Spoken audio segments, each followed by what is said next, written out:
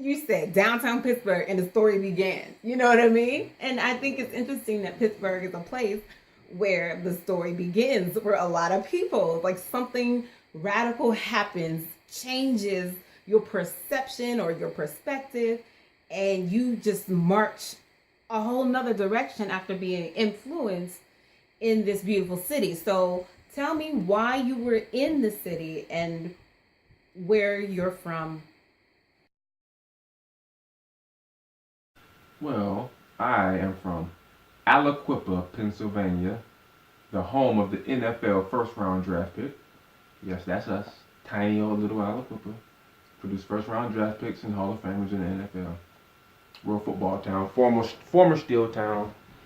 Early 80s, the steel mill packed up and left. You know, and most of the white people left with it.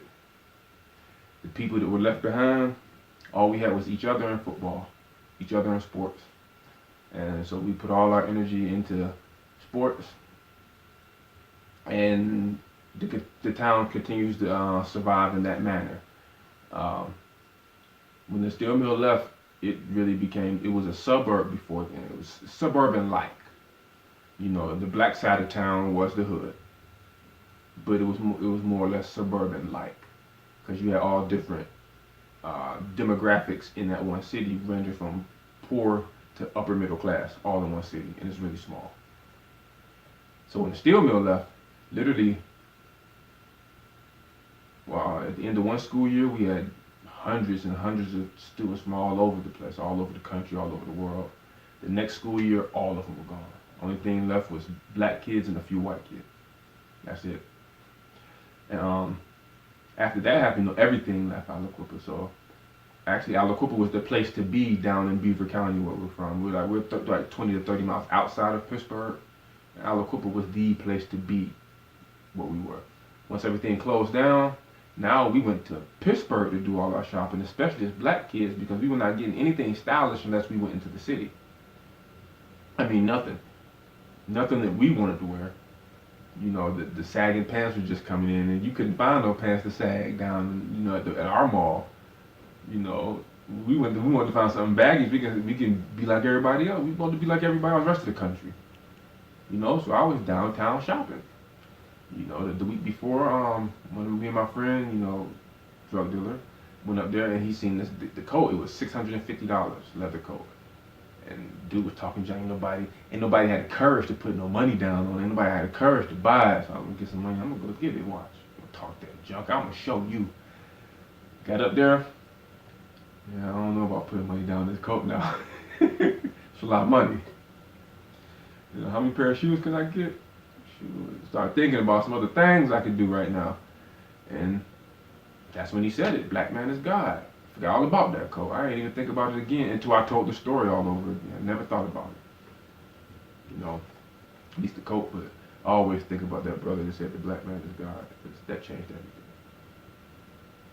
Changed everything.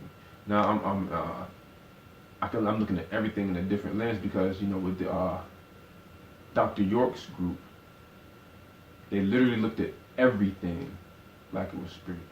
Every movie, every TV show, every song, every color, every sound, every article of clothing. You wear sunglasses, you don't wear sunglasses, everything. He made everything into a spiritual implication. You know, to the point where it was almost overwhelming. Like, it's almost like I can't watch a movie without it being spiritual. But after that, I couldn't watch a movie without seeing some type of spirituality in it now. You know, they really opened my eyes to a whole nother world. And the rabbit hole still went deeper than that. But I know Okay. they played a game. Like they drove past me on the way to the game. Off to the game, really. I didn't know where the stadium was at, because I had never been on that. I've only been, at this point, only downtown Pittsburgh and a small section of the north side. Like, as soon as you come across the bridges, that was my, at that time, that was the extent of Pittsburgh. I didn't even walk all the way down to the other end where the Greyhound was at. I had never been down that far. I'd only been on Fifth and Wood, where the clothes stores was at, and on Wood Street, where the jewelry stores were. That's all we went to, or we went across the river to where the Allegheny Center is. That used to be a mall. And we used to go into that mall right there. We just up there looking for girls and clothes. That's all we were up there for. And every now and then when our football team made the championship game, we'd be at Three Rivers Stadium. That was the extent of my Pittsburgh ease at that time. My ego. I wanted to spend that money. I wanted to have something that nobody else in the hood had. You know, and if I had to miss a football game that happened, you know, when everybody came back from the game, if I had that coat, it would have been all worth it. So, you know what I mean? Instead, I came back with knowledge. I didn't come out with a coat. Had my money in my pocket and some knowledge in my mind. That's what I came back with. And I came back calling white people the devil, telling them you don't cut your hair, don't shave, all this other stuff, man. It was crazy. It was wild. Don't eat pork. What you eating that for? It ain't no good for you. Blah. Actually, the only thing that really stuck from all of that was not eating the pork part. You know, because the other stuff, like, I couldn't reckon, at the time, like, the white people that I had known never did anything bad to me at all. So I couldn't reconcile white people being the devil with the white people I know and not doing anything foul. So I couldn't hold on to that for so long. You know, now when I left Aliquippa and got around white people who weren't raised around black people, yeah, I saw a different breed of white people now.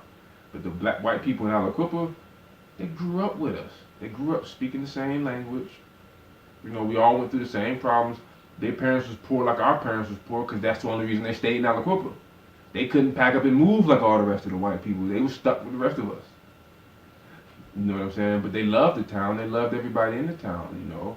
You know, me growing up, being the fact that white people lived in the town with you, your success was directly connected with them. Because if you weren't successful, you were one of the hoodlums in the street that could possibly rob them or beat them upside the head.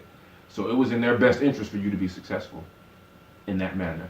You know, all the teachers from Aliquippa, so they wanted to see you succeed because they were from here. They had a pride about it. You know, so it was different. It's just when I left, because we were in a small world. You know, now in that small world, we did have an idea about white people because they all hated Aliquippa, primarily for sports reasons. I mean, you always beating up on their sons and daughters and everything. Of course they ain't gonna like you. You know, our parents cheering while they're crying on the court. Of course they ain't gonna like us. And then we bragging about it. Yeah, they ain't gonna like us. Yeah. But when we really left out of Pennsylvania, down, even though DC was so many black people, but the white people you did come across let you know. Something different down there. Something different outside Aliquippa. The world is a whole lot bigger.